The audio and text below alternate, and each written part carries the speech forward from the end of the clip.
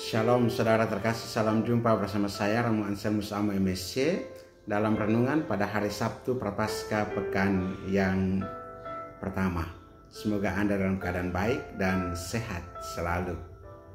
Saudara, hari ini kita masih berada dalam masa Prapaskah, masa pertobatan dan pembaruan hidup.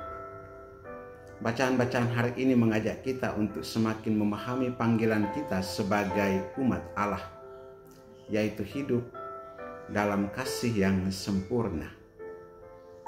Pertama, hidup setia dalam ketetapan Tuhan.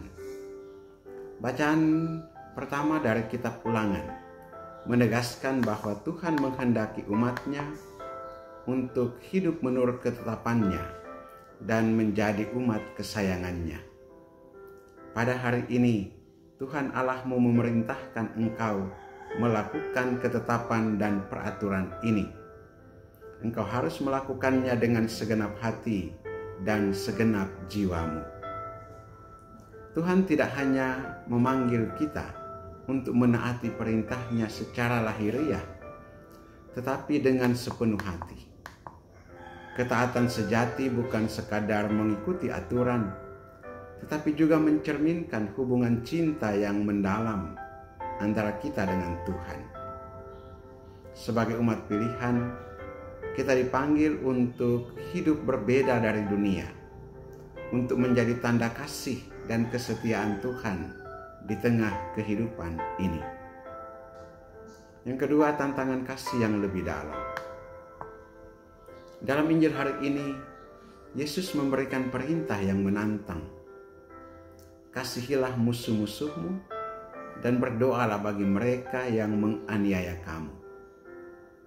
Matius 5 ayat 44. Perintah ini tidak mudah, karena secara alami kita cenderung membalas kejahatan dengan kejahatan.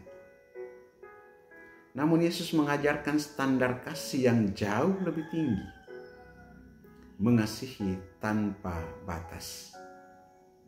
Seperti Allah sendiri yang memberikan sinar matahari dan hujan bagi semua orang, yang baik maupun yang jahat. Seringkali kita merasa sulit untuk mengampuni atau mengasihi mereka yang menyakiti kita. Tetapi justru dalam kasih yang seperti inilah kita menunjukkan bahwa kita adalah anak-anak Allah. Bagaimana kita mewujudkan kasih yang sempurna? Yesus berkata, "Hendaklah kamu sempurna sebagaimana Bapamu yang di surga adalah sempurna." Kesempurnaan yang dimaksud bukan berarti kita tidak pernah melakukan kesalahan, tetapi bahwa kita terus bertumbuh dalam kasih seperti Allah. Beberapa langkah yang bisa kita lakukan. Yang pertama, mengampuni dengan tulus. Jika ada seseorang yang menyakiti kita, berdoalah untuk dia, untuk mereka. Pengampunan bukan berarti melupakan, tetapi memilih untuk tidak membalas dengan kebencian. Yang kedua, berbuat baik kepada semua orang.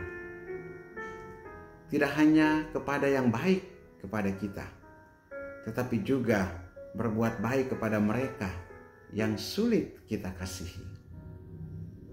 Yang ketiga, berdoalah untuk musuh. Ini adalah tanda kasih yang sejati. Mendoakan orang yang telah menyakiti kita adalah bukti bahwa kita menyerahkan segalanya kepada Tuhan. Saudara-saudari yang terkasih, panggilan kita sebagai umat Allah adalah untuk hidup dalam kasih yang sempurna.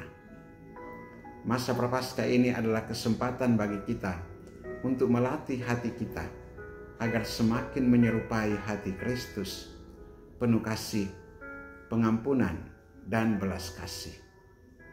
Mari kita bertanya dalam hati, apakah aku sudah mengampuni orang yang pernah menyakitiku?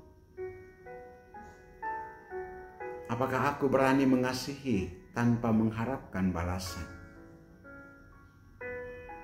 Apakah aku sudah menjadi tanda kasih Allah bagi sesama. Semoga Tuhan menolong kita untuk semakin bertumbuh dalam kasih yang sempurna, sehingga hidup kita benar-benar mencerminkan kasih-Nya. Berkat Allah yang Maha Kuasa turun dan tinggal atasmu, dalam nama Bapa dan Putra dan Roh Kudus. Amin.